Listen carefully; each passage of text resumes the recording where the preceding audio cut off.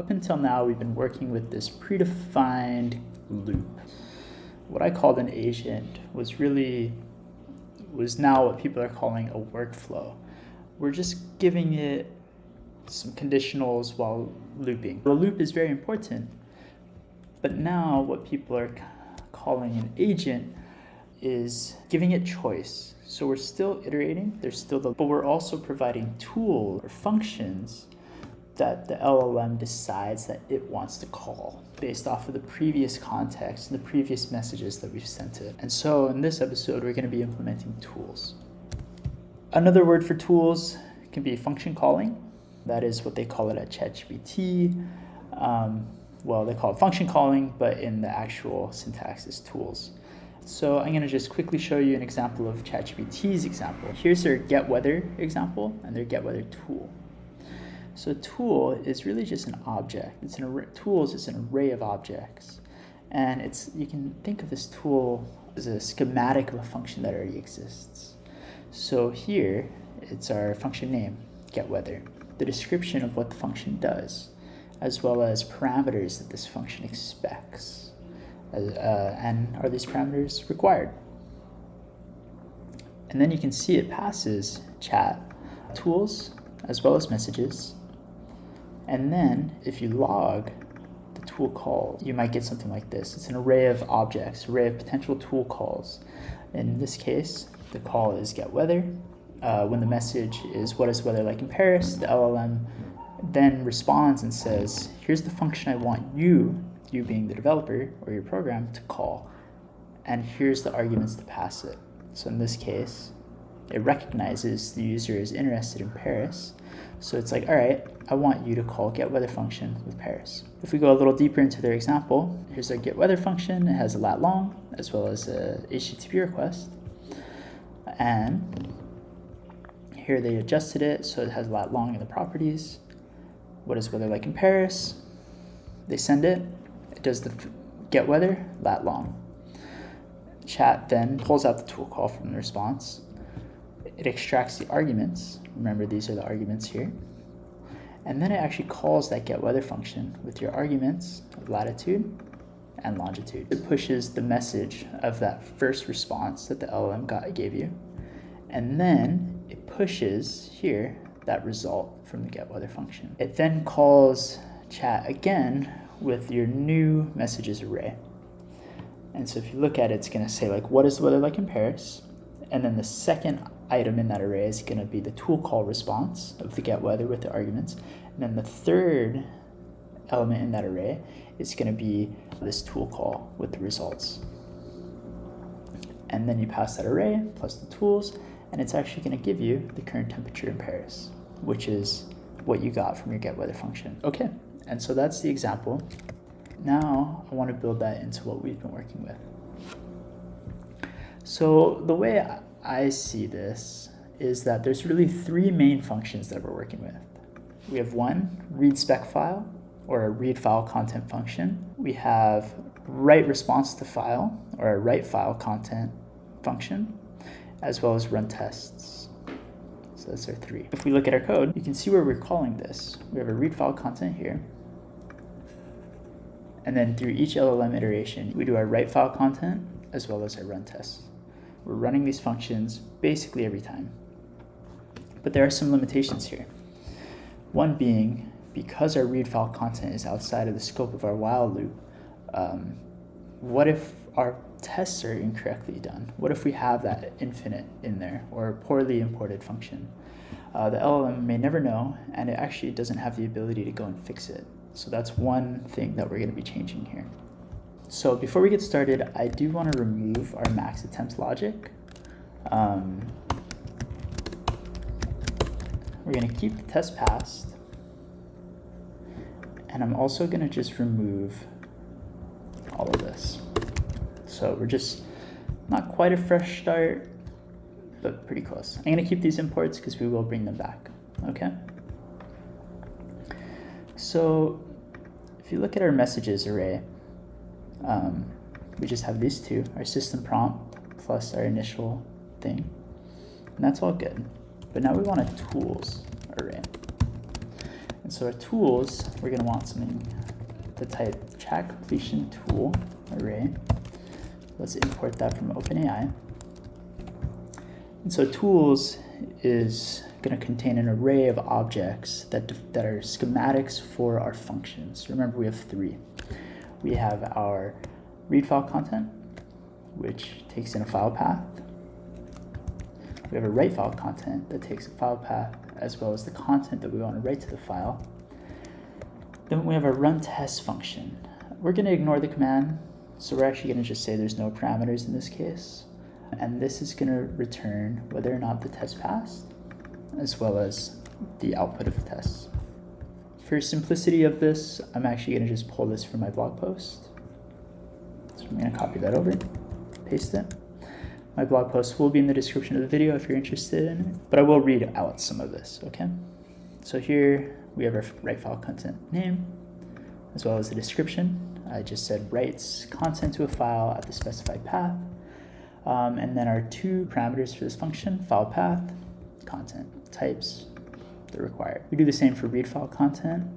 And then run test is a little different because we're not actually accepting any function parameters. So in our description, runs tests, returning if the test passed and standard out. You can think of this as like a prompt. This is, again, just a schematic. We're building out a skeleton of what these functions do and what they're capable of, what they're required to run. And we're giving this to the LLM. So the more kind of descriptive and the better you can explain these functions, the better your output and your results are going to be. This was just very much an exploration example and a proof of concept that I got to work. In an actual production grade application, I'd probably extend the descriptions as well as the function parameters as much as possible. As you start running into bugs, explore, expand these prompts as needed. Okay, so now we have our tools array. I'm going to pass it in. And we're actually going to give our completions object one more parameter. This one is going to be called tool, I think it's tool choice. Yep. So tool choice controls which, if any, tool is called by the model. You have 3 options. You can do none, auto, or required. None just says the model don't ever call a tool. Auto is the LLM deciding if it wants to call a tool or not. Required forces the model to always call a tool every time it responds. In our case, we always want a tool. We're either going to be writing to files, reading from files, or running tests. There's not much more I'm interested in. I imagine maybe auto might be good in a chat bot kind of situation. TBD, I have to explore that a bit further. But for our case, we'll do tool choice, required. Now, if I actually just comment out while test passed, and we'll do a console.log on our response, dot choices sub-0 dot message dot tool calls, and I just call this. This is our tool call response. So based off of our initial prompt and our messages in the tools provided, our LLM wants to write file to content. We want to provide the file path of add.ts as well as the content of the file. So that's pretty neat, but let's bring the while back in and let's see what happens. Run it again. Here's trying to write file content, and if we keep seeing, it's constantly trying to write file to the content. You're almost getting the exact same response every time. Why is that? Why isn't it trying to run the test tool? The reason is because we're basically starting at a fresh slate every time. We're never updating our messages array here. What we need to do is say messages.push here. And then let's just say const message is equal to that. We're going to push our message to the messages array. But now we actually have to run the tool, or in this case, the function. So what I'm interested in is this entire object. In our case, we're not going to be working with multiple tools. We're only going to be dealing with one tool call per iteration of our loop. But do note that this is an array. So you may want to interact with multiple tools, or the LLM may want to interact with multiple tools at once.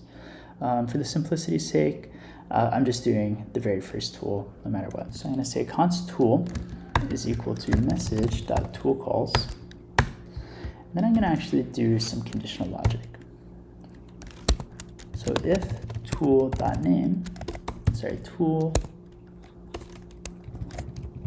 message sub 0, message.toolCalls sub 0. There we go.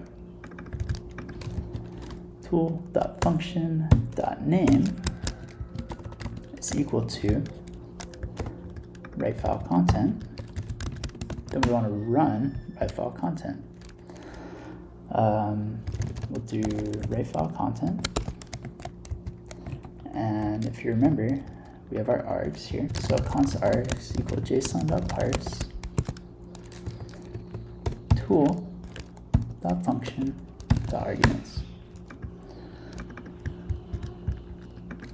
So we'll do args.filepath, right? File path, args.content. And then we actually want to append this to our messages array, or the results of this, right? We want to just say, okay, we've successfully ran this function. Here's the results. What next? So to do that, let function call result. And I'm actually going to set this equal to here. Then what we want to do is do a messages.push a new object. And this object has a role of tool. It actually has a tool call ID. And this is going to be our tool.id. And then it has a content of our result. So our function call result. So I'm actually going to, for TypeScript's sake, just set a default string here. So now we're saying if it's write file content, let's run it with the R, and then pass this to our messages array, and then iterate again. So now I actually want to console.log. Let's go ahead and do, I want to log our tool.function.name. The reason I want to log this is I want to show you that after each iteration, it's trying to run different functions. So you see here, from our very first iteration, it runs our write file content. And if we check our file directory now, we have an add.ts function. And that's from our agent, our LLM deciding to run that function. And then it's trying to run tests. But we don't have an if statement here. So let's do it.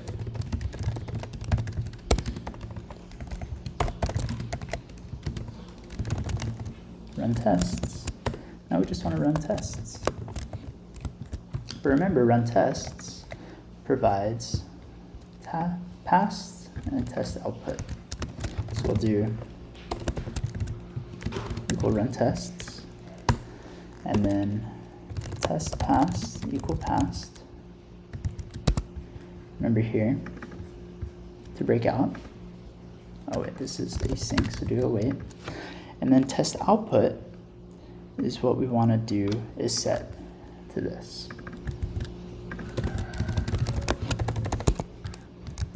Okay, so now we've taken care of the run test tool call. Okay, now let's run this. Writes add function, runs the tests, all tests pass. So now we kind of have feature parity of our previous workflow example. But we're missing one tool call, and that tool call is our read file content. And let me show you why this is powerful. Let's go to our spec file. So here we've manually wrote the import statement of our test file. Let's delete it. Let's just say we're testing add, but we don't actually know where this add is coming from. Now when we run our agent, we're going to hit write file content. We're probably going to run some tests. They're going to fail. Write, test.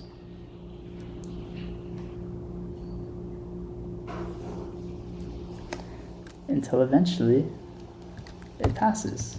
So let's look. It actually wrote directly to our add spec file, and in this case, it did the add function.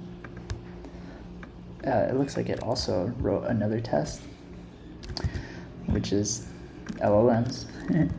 But yeah, so in this case, it actually went in and it added. So that's pretty cool. You know, that's leagues beyond what we were capable of doing before. In our previous example, we actually had to manually provide the file path where we wanted to, you know, write code to, where not to write code. Now it's kind of writing code everywhere, which, you know, could be scary. But we're giving the LLM the freedom to do what it believes is best to solve the problem that we've defined. Oddly enough, this actually didn't show the case I was looking for, but let's just write it in anyways. So we'll do read file content, and we're going to do the same thing. Function call result, read file content, args file path. So now we've built out the ability for our LLM to read files, write files, and run tests. It can read and write wherever it wants, based off of the tools and the specs that we've passed it. So we've gone from this workflow kind of conditional logic of branching to really just providing the tools and this ability, self-contained ability that we've defined, and just said, hey LLM, you can use any of this if you want to.